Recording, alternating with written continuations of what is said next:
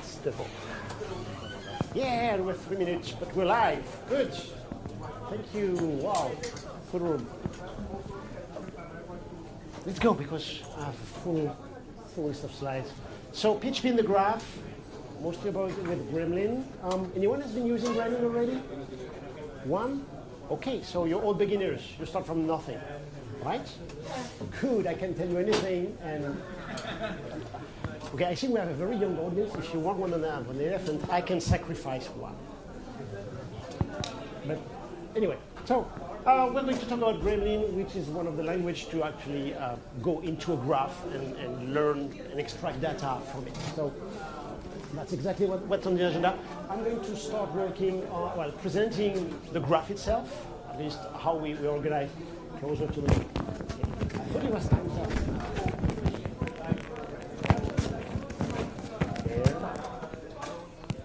You don't need to do that. It's already pre-impressed. That's good. Better? No, that's not going to be. I don't know. Bonjour à tous. Ouais? Okay, we're still live, right? Okay, anyway. So first part of the talk, I'm going to tell you about the, well, if I have slides, I guess.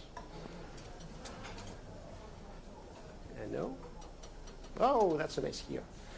We talk about discovery of the graph, presentation of the graph itself. So you have the basis of the element. That's going to be very easy. There are two elements. There are nodes and there are edges, or however you call them.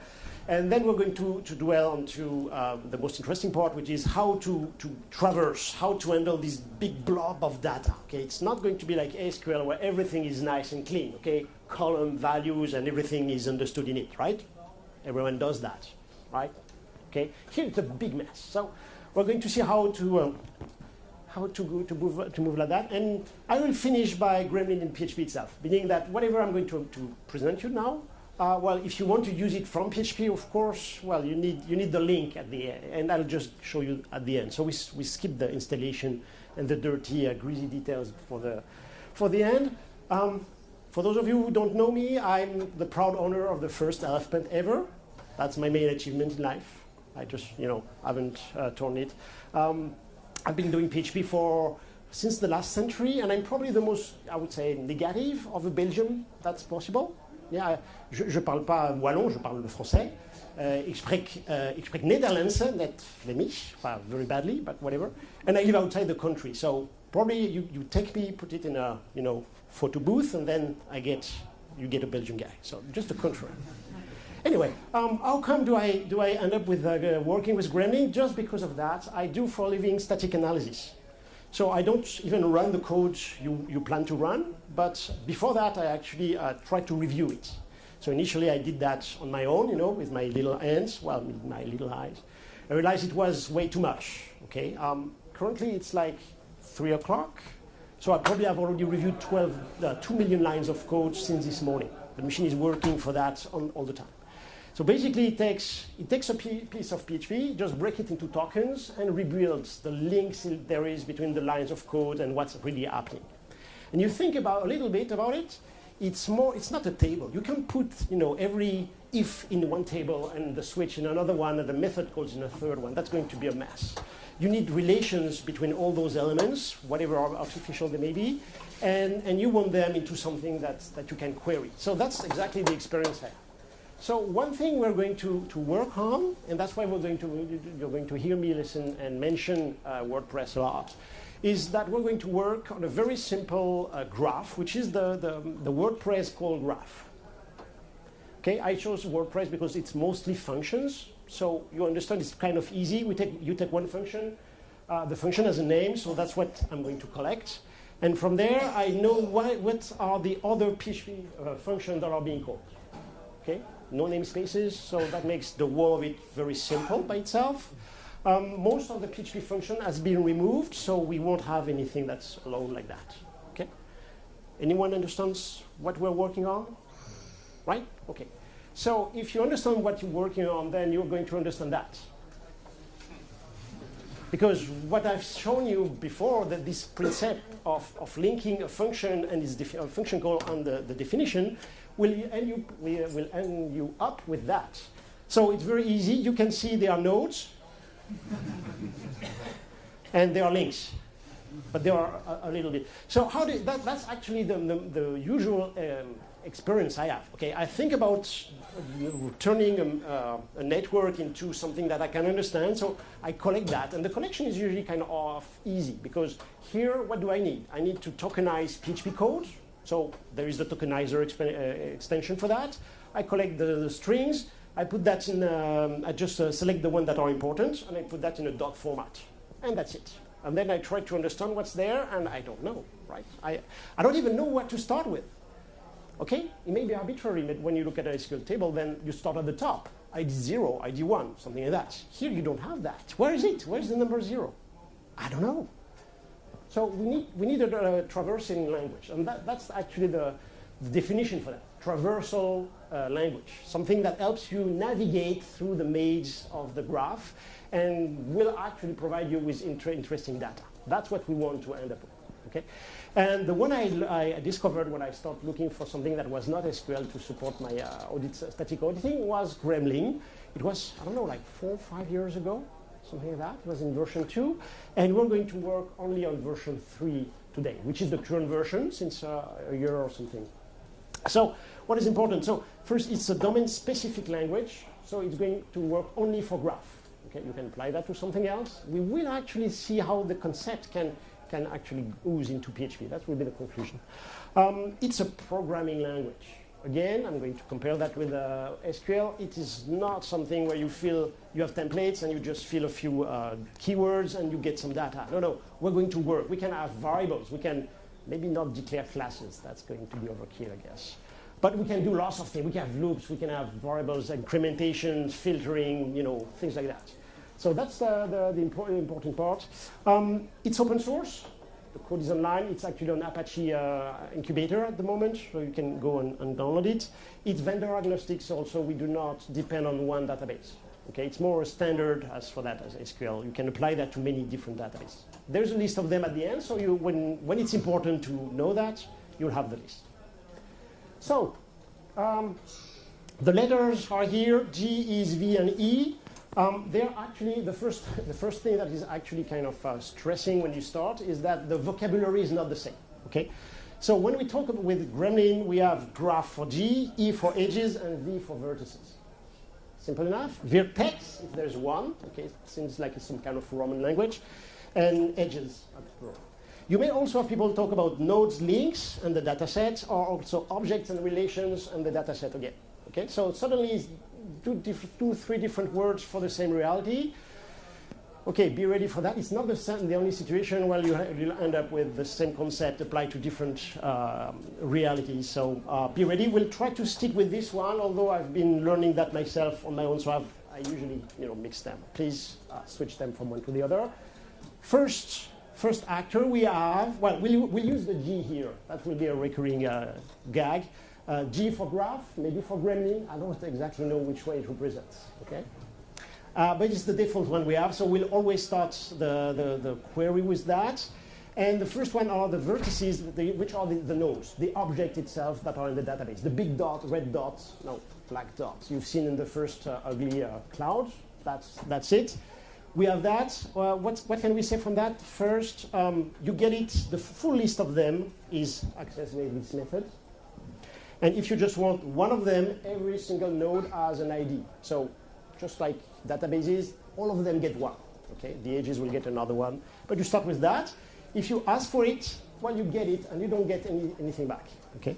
What you see here is really a method call. Okay, I have a first object, which is kind of special. We're not going to go into it any moment. We'll just wait for the rest. The rest are methods, and we're going to call methods. Each method are going to be linked with the preceding one, so a method will probably return an object, a vertex by itself. Okay? No details yet. Of course, we're going to be able to go into the details, but that's what you want at the beginning, the first one. If you want to go inside an object, well, the graph, most of the graphs are schemaless. Okay? So you can put anything you want inside an object in terms of properties. So if you ask for the object, of course you get the object itself. If you want to go inside the properties, they're called values.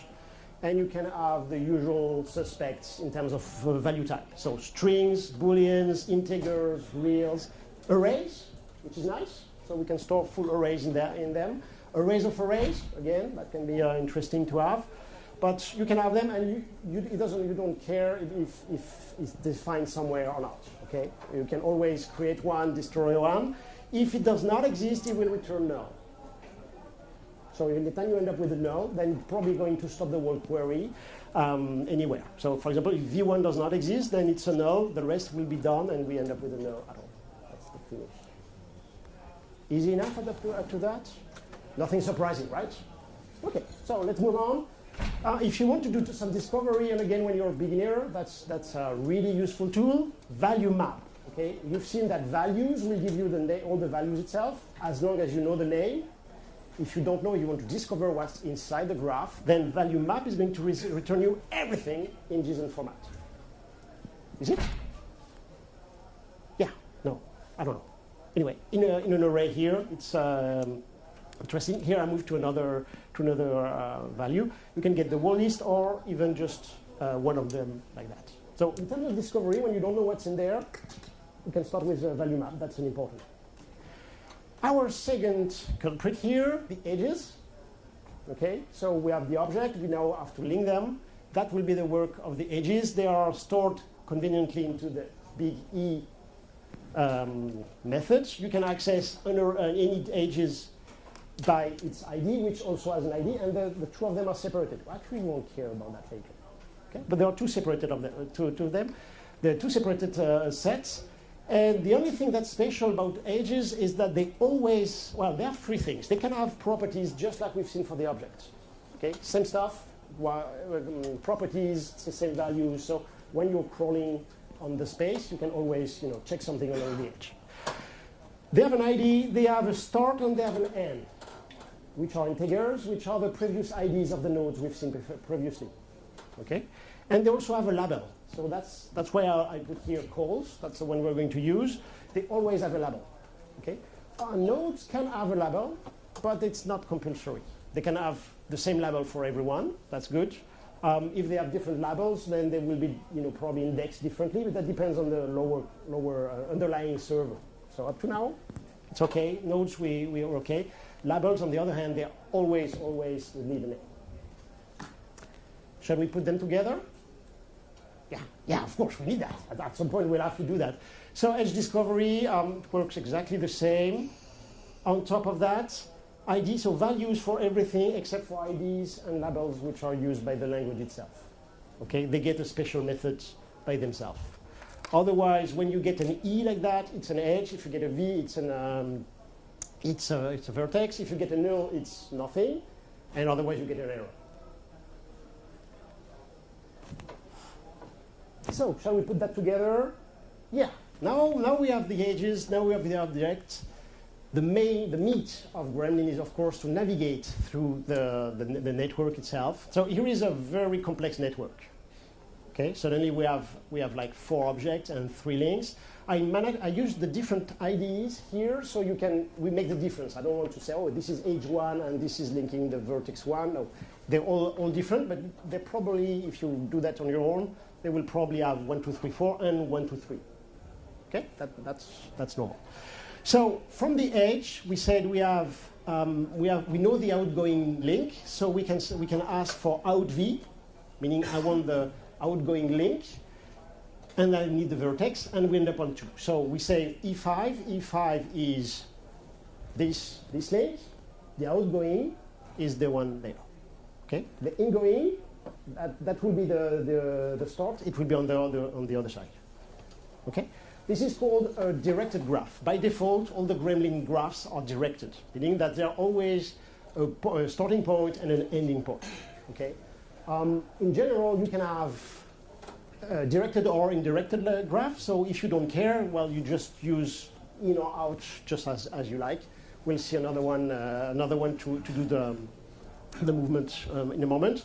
And there is a way to do the migration, the movement from any side. So the graph is good, but just information in it.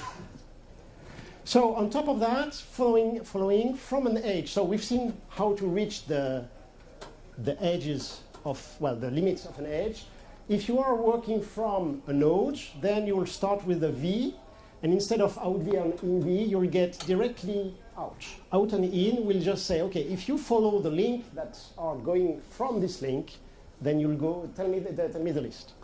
You can see here from G1 the incoming link, the incoming nodes from to 1 are only 4. So I just get one result. Is it easy? Yeah. I like to see loading heads. On the other hand, you can have several links, right? So if you want the out ones from V, coming from V and going outside, now we have 2 and 3. And if you want the whole of them, you use both. Fair enough? And then you can get the list. If you really want to go inside the link and make some checks, then you can also mention the E. Remember when we were inside the E and we want to go to a V, we have out V and out in V.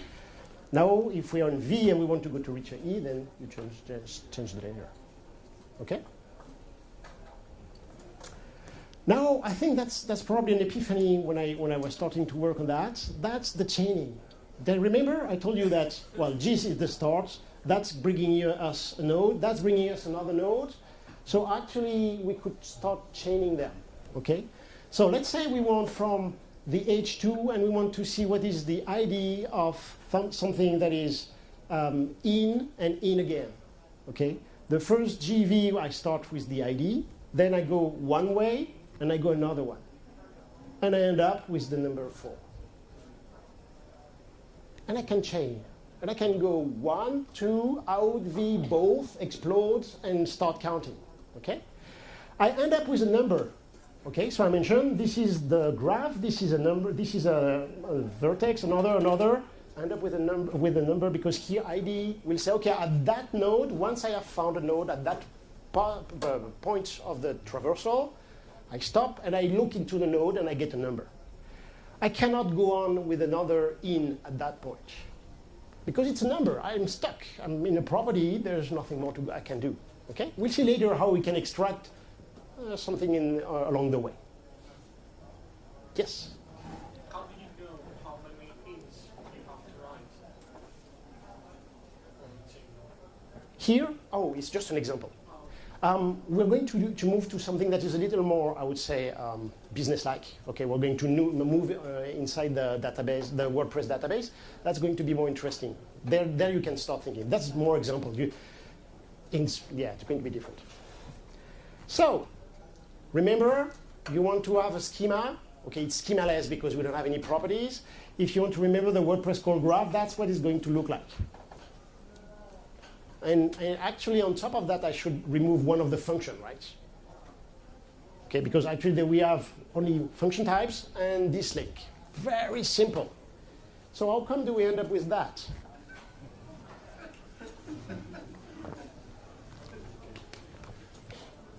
Okay, I think I got 4,400 function definitions, and I got something like 55,000 calls on the current version. Does that make sense? 44. Yeah, for the current version. Does it make sense? Like 4,400 functions in WordPress. Yeah, it's a pretty large piece of software, right? Including all the functions, I mean, all the inclusions they have, all the external libraries. Kind of makes sense. They're using roughly, each function is, as a mean, it's used 11 times. Okay, so what can we find something interesting in that? So first, if we just convert, no, not one call. You don't use all of them all the time, right? Hopefully. Well, come to me, I'm going to reconfigure it. So the first, yeah, this if we start going, yeah. So if we see any nodes without any edge, that brings that to code or something. For example, yeah, it could be. It could be the function is still here. WordPress itself do not use it, but it's still there because they have previous version for which they want to provide backward compatibility, and that's it. How? Well, it's way too early for me to answer that, but let me think. When I reach the point where you can answer that, I'll ask you the query. Okay? Just a question. Yeah. So in WordPress, because you actually subscribe to hooks and you put the functions like strings. Yeah. So you take into account those as well? No. No. For this example, no. No, okay. Because there are plenty of those. Yes, there should be. I have to admit, here I needed a base with enough data, so it could be fun and interesting. In the same time, I didn't check all the PHP special cases. So yes, you're right, and that was actually in my first slide. There is one where they say, okay, apply filter, and there is a name of a function. Exactly. This is not taken in case here, but we're not going to we're going to use it to navigate. Just yeah, for the picture. Okay. So it's more, in fact. Yes. So the simple version, if we make it really large and just take a few elements, then we have one functions which have incoming calls. So those other functions may call this function, and this function in its turn may call something else. Okay. So if we want to just have a look at that on this exact example, again I start with an ID. I'm still stuck with that, but that will go away. I go out 1, 2, and I get the name. So I get those function names. And I can call the incoming functions on the other way. I'm not using out because this is a directed graph, so I know which way they're calling. One function is calling the other, or the function is being called. I can know all the functions that are calling VP set password, for example, by using the other one. Okay, just application of what we've seen. Okay, so now question: would you imagine that WordPress? Okay, yeah, let's move. How about if you have recursive functions? I don't know what you're talking about. Now we're there. Now we're there. You know what? Please, take over. That's good. Sorry. Can we detect the number of WordPress, or number of them, of WordPress functions that are actually recursive? What is a recursive function in our graph? In and out is the same. So that's interesting. We can start there, get permalink, it calls get parent, good, but this is not the same. So that's not a recursive function. Same stuff from the other way. What do we need here? We need to find a function that calls itself. Okay, at that point, you know how to move along the graph. You know you're able to go very far, but you don't know how to stop. So we need a little few more functions. Here are two of them. What I have on top, well, GV is okay, out is okay, values are okay. What you need is two of them, which is as and retain. So the one we actually need directly is retain. Retain means that I will only let things go if it's the value that is provided here. Okay?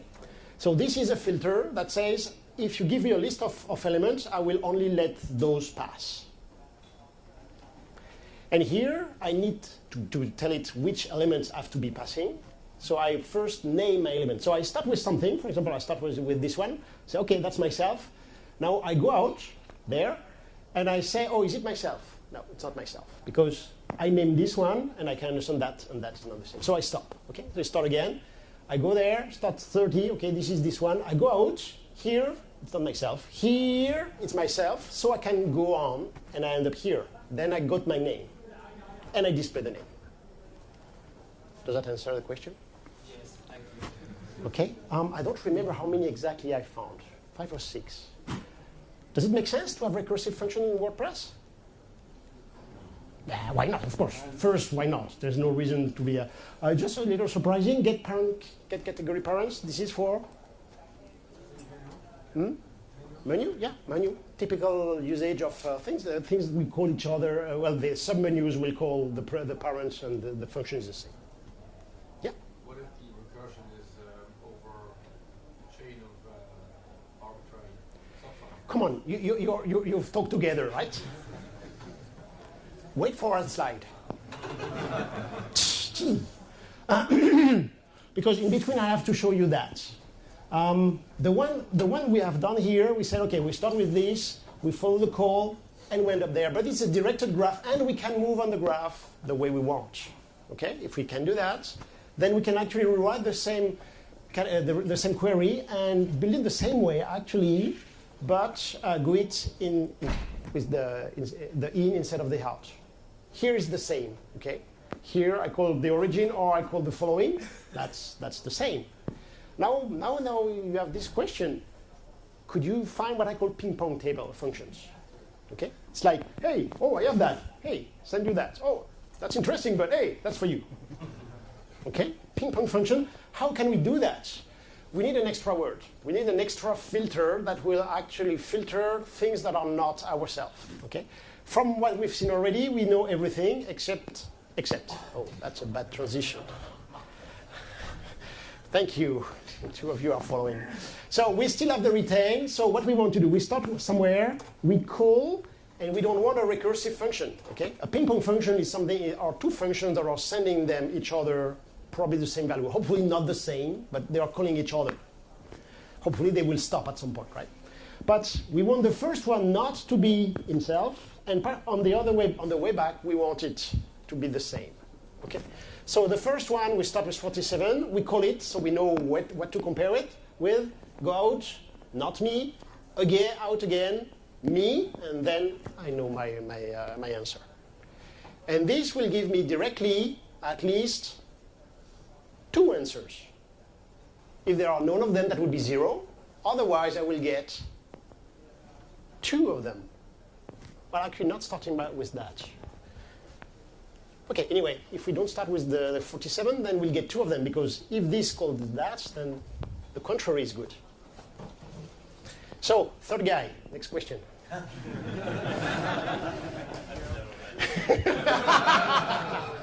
So, ping pong function. So I actually found some. If we go on, we can do that with 3, right? Yeah, that was easy to guess. I can do that with 4, and I can do that a long time before you get fed up, right? So what do we need there? We just Yeah, it's fine. I got 2 of them like that, so. So we can actually chain again, right? The first one, we don't want it. The second one, we don't want it. The third one, maybe we could actually, name the intermediate one, so we don't end up with recursive functions. That could be an extra thing, but that will probably go out of the slide. So we go on. That could be nice to have a loop. So yes, there are loops.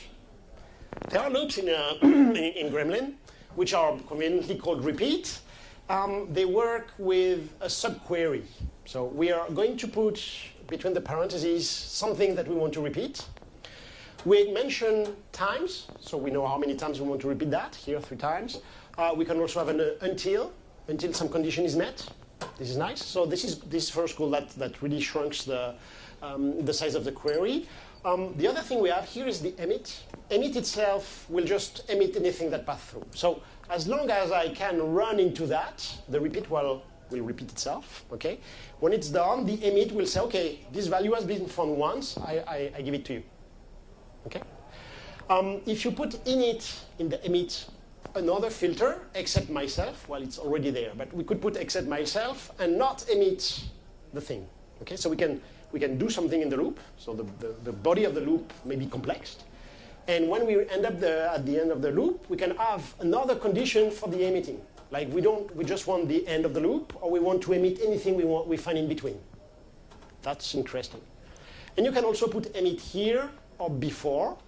Then it will start immediately emitting. So it will emit the first one, like a do while. And otherwise, it will just repeat it once. No, that's the contrary. It will be a while, right? And otherwise, you can put it behind, and it will just repeat that after at least running it once. That's convenient, right? Can you do that in SQL? No. Yeah, no. So, what have we seen up to now? Well, we've seen the node and the vertices. We've seen in and out, which is the backbone of your navigation. You're going to use that a lot. We've seen a few filters, except, retain, in, without the label, that's going to come, and the first loops. So now we're going to move to something more interesting. I'm still waiting for your question, right? But basically, traversing the graph is architecture around that. We're going to say, if I follow those, okay, I follow one I start with a node, I follow that, and when I end up there, the whole story, if it's matching, then that will be my query, and I want to extract some data from that. That's exactly the chain I want to find. Okay? I want to find one query that calls each other, or that calls itself. Okay? That's exactly what we're doing. We just follow the path, and then at some point make filters. If anything ends up at the end of the query, that's our result. So filtering, we've seen a few of them. Another one that is really convenient, I think, and I really like that, is that you can actually add the extra label in the edge you're moving on. Okay? The example is not built for that because I only have one example, which is one edge, which is core. Okay? Imagine that you have classes instead of functions. Okay? There will be classes instantiating. There will be inheritance. There will be extensions, extends, and implements, for example. So different relations between all those tools. Okay? And we can put all of them into those and say, okay, I want to follow and find an interface. I'm just going to follow implements, not extends. Except if I start with a node, which is itself is an interface, because interface has to be extended by another interface, extending another interface, while classes will be implementing an interface. Two different behaviors. Okay? That's a good one. If you have more than one, then you can put them just in a row. That will work also, just the same. I'm going to use that a lot, so that's kind of needed. Hello, Internet. If you want to filter on vertices, there is the as function. The first one says, does this vertex has a name? Whatever it is it defined? Is it not null? If it's not null, then it will pass. Okay? If it's null, then it will not pass, so it's not defined. Otherwise, you can put one value. You can ask it for it not to be the value. And those NEQ, you're going to see a few of them, are what they call predicate. They look like functions, and you can apply them. So here, not equal. There is another one which is equal. There is smaller, larger, things like that, all those operators. Strangely enough, there's supposed to be a regex one, if you want that. But I've never seen it on Neo4j. For example, it depends on the server, on the underlying server. So there's a few of them, but not all of them. Within or without. You have a long list of elements. You can say, okay, if the name is in this list, then it works. But that will be filtering. That will be filtering on nodes. Let's say we want to look for dying functions that may end up calling vpDie. Okay? What do we get here? So notice that we don't know which are the functions. So we start with v. I don't put any ID anymore. Okay? ID was initially good because I wanted to start from a point of view that you understand. Now we just say, okay, in the whole graph, any of the verges, you follow one, and if it must end up on the function that is called vpDie. And then you show me the name. What do we get? Yeah, vpDie, of course. vpDie, what is important here? Basically, the query looks like that. I start with something, everything in the data set. I follow something, and I end up with vpDie. And then there, I say, okay, I want the name. But the name that I really want is the one at the beginning, not at the end. Right? So the processing is important. Okay? Since we're chaining, things are flowing through the pipeline and the whole query, then, yeah, we have to be careful. So how do we do that? Yeah, we run the opposite way. So we start with the function that is called vpDie, then we go inside, and then we find the name of the function. And there we have a list of interesting things. Okay? So the graph is going one way, but we don't care. We have all the means we need to do it the way we want. Okay? So let's use it this way. Okay? Actually, here, for this example, it's kind of simple. You could actually end up with that situation.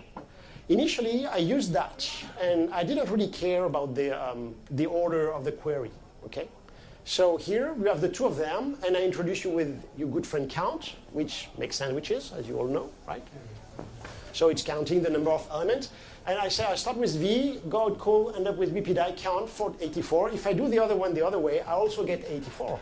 Because count just end up counting the number of things that go through it. So it doesn't care if it's several at the same time, okay? It was laughable for us to end up with all the names because they were all the same. But there are actually different results. He found another way to end up on vpdi, and that's how we need to count. So at that point, one thing you want to make, if you want to make the difference, is by adding dedup. Now dedup, can you guess? Deduplicates, yeah. I have no idea why the hell they only decided to have this one as abbreviated name. Usually they have long, human readable name, okay? And the first time I got that, like, dedup, it's like, what this is, like, okay, yeah, deduplication. So, yeah, we have, I think there is another unique. Okay, I'll answer that. Okay, I think we'll see that later. There is a little problem for that. Maybe the deduplicate will be the same origin. I don't know. But this is the only one that has an abbreviation. So here, I say, okay, got a function you follow, you end up on vddi, you dedup. So you only allow one instance of an object that has reached this point, and then you count, and of course we end up with 1. Okay, so no variety. On the other hand, if we do the same with several of them, then you have 84. I wonder if the usage of dedup as a really ugly name is not made for one good reason. Here, it's a beautiful name. Is that your name, maybe? No? Okay, that happens. Here, what happens is that we scan everything, we follow, we end up on die. We actually end up with 84 elements, and we just say, okay, I just want 1. So we do a lot of work. We unearth, we find everything, and then we end up on that. On this one, it's a lot more streamlined because we just find the one we want, follow once, and the first hit gives us directly all the results we want. We don't need the dedup. It's completely useless. And we just manipulated 84 data. Here, if you have a million line to analyze, that's going to be a lot longer. So anytime you start using dedup, what? You have to be faster. So on top of that, we've seen counting. So here is the count. There are a bunch of functions interesting. Limit, okay, like in SQL. Range is the SQL limit, but with the beginning and the end. Okay, so you can get numbers. Tail for just the end, so that's interesting. There is coin also, which is nice. Just going to make a sample of that. Just completely arbitrary and random. Okay, the number you have here is a percentage, so we get basically a % of the element. Which means that you can make, you want to test a query, you don't want to run it on the whole database, directly coin. It will just make a number of them, like once in a while, just going to give you a few data. So dying functions, back to the start. What do we need? Just rewrote it to introduce you with my good friend select. We've seen again the as, remember? Okay, so I still use the out because it's interesting. What happens is I give a name of the element that's interesting me. I go out, do some checks. When I'm done, wherever I end up in the graph, then I say, okay, select start. If you reach that point, if from there you can go out, find a vpdi, then when you're done, stop, come back, and get the thing called start by name. Okay? So the keyword here is select. Select will actually, at any point in the query, will move the cursor, if we call that, move it again to a place that has been named, a place you've been there. So you can go, find an interesting node, go one way, come back, go another way, come back, do a third way, and then end up there. And in the same time, collect a lot of interesting information. Okay? By here is not actually functions. It depends on the previous method. Select, and there are a few others, which I may not mention by heart now, but select will say, first name will be displayed by name. So I mention a property, we'll display that property. I can actually say start, mention 2 of them, and have 2 different properties selected from there. Or I could select several values, give them different names, and each time select, okay, the first one by name, the second one by ID, the third one by, I don't know, extension, whatever that means. So select and as actually work a lot better than that we've seen. Okay, but yeah, that's exactly what I'm explaining. So let's imagine Oh, 10 minutes. What do I need? Okay, let's finish with this one, the subqueries. Okay, here's getting a little strange. I'm trying to look for functions that are calling both escape HTML and VPDI. So someone that probably preparing some error messages, and then will actually push that to VPDI, something like that. So since from what we've seen, okay, we start with the name, we go on.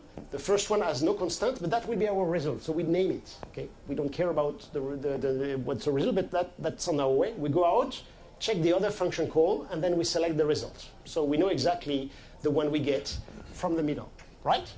The order of processing is from here because we start initially with the VPDI, and when we end up with the escape HTML. Right? So we do not start from where we want, and we do not end up again from where we want. We just have to use select to move everything back to the right place.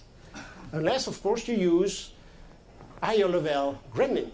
There is another function called where, which allows you to do subqueries. So you moved on the main graph, and at that point, you don't want to divert and have gremlin go somewhere. You just want to do a little check on the side.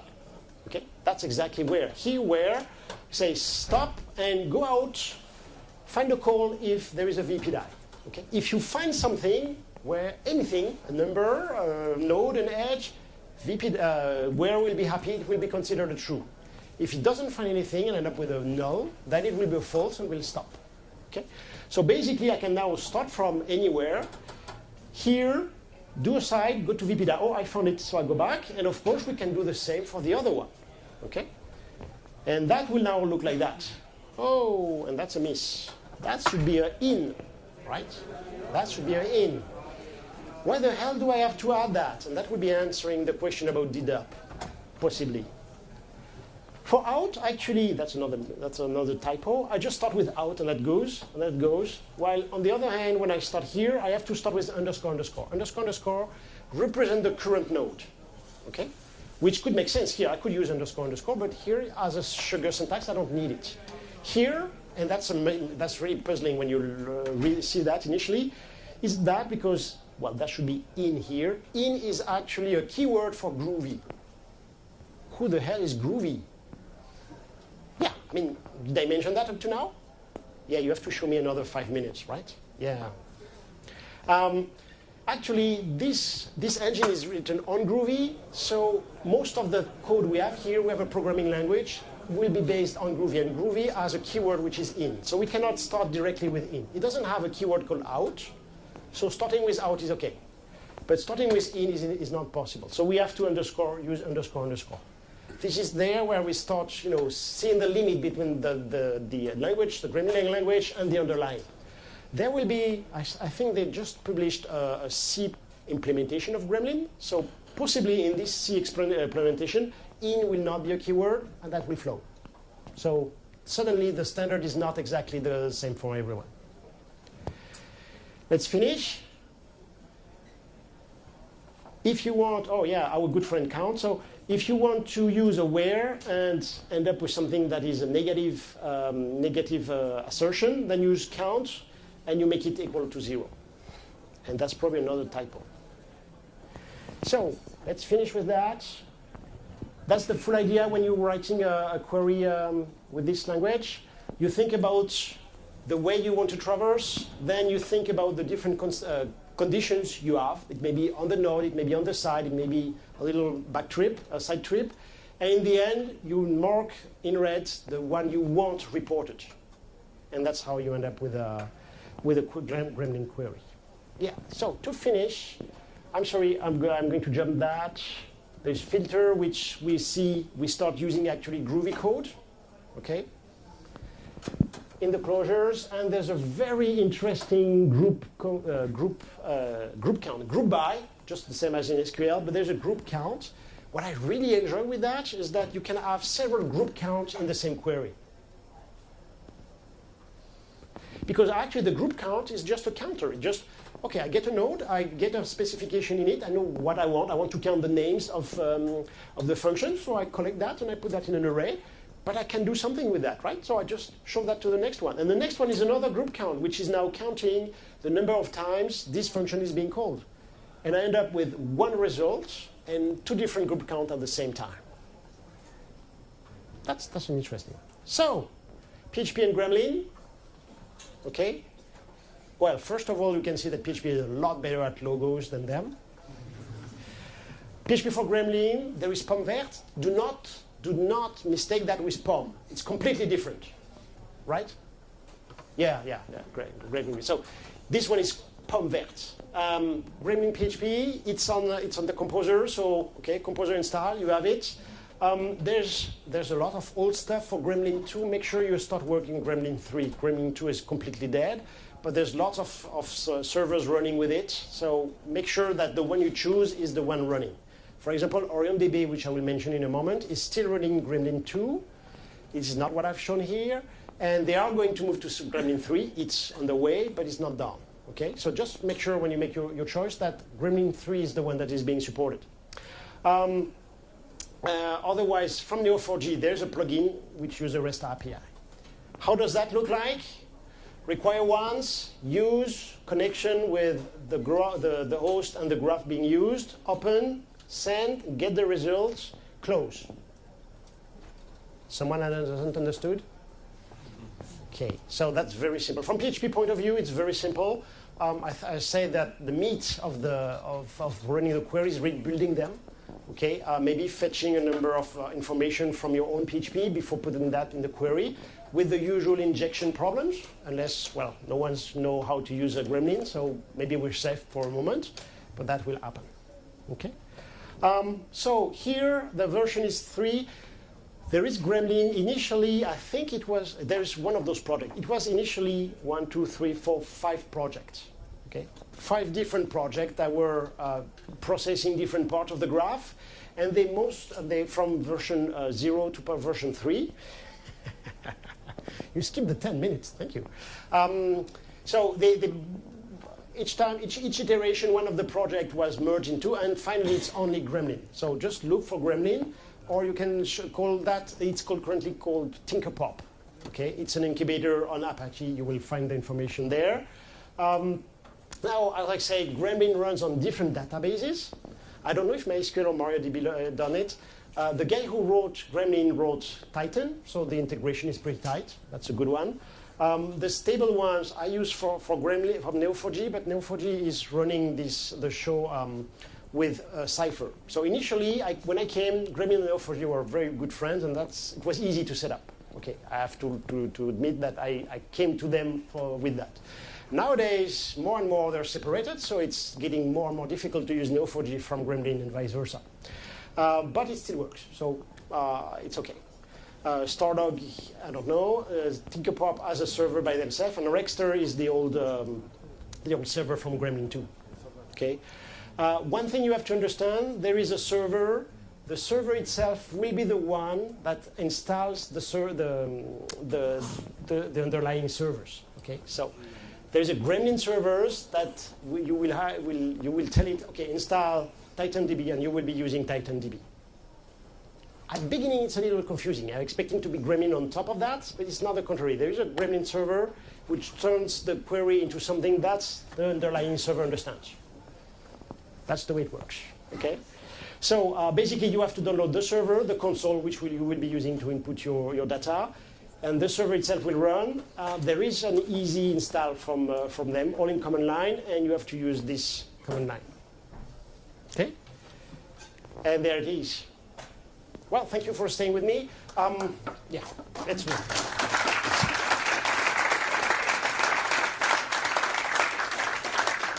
I'm staying, well, I have to go, right? Yeah. Oh, 3 minutes for questions. But I'm staying here, so if you want some more answers, I'll be able to answer. Yeah? Can I analyze the performance of the queries somehow? Like, are they like or quadratic or like even higher?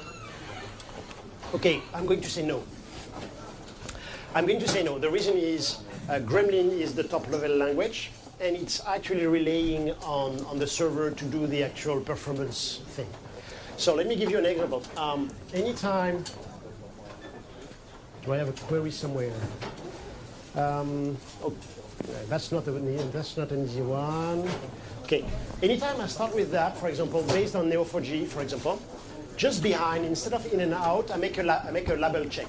Okay, I check if my node is of a certain type. I have different types of them. The thing is, the Gremlin do not do any optimization for that. So it just says, okay, as label, good, and it shows that to Neo4j. Neo4j, on the other hand, the first time it sees the as label, it says, oh, do I have an index for that? Yes, then I check that. I have no way to create the index using Gremlin, because Gremlin do not understand the index concept. I actually have to rely on Cypher. So when I set up the database, I call Cypher to build the index, and then it will be used. But from Gremlin, no, there is no tool that will tell you, okay, you should do this way or you can do another way.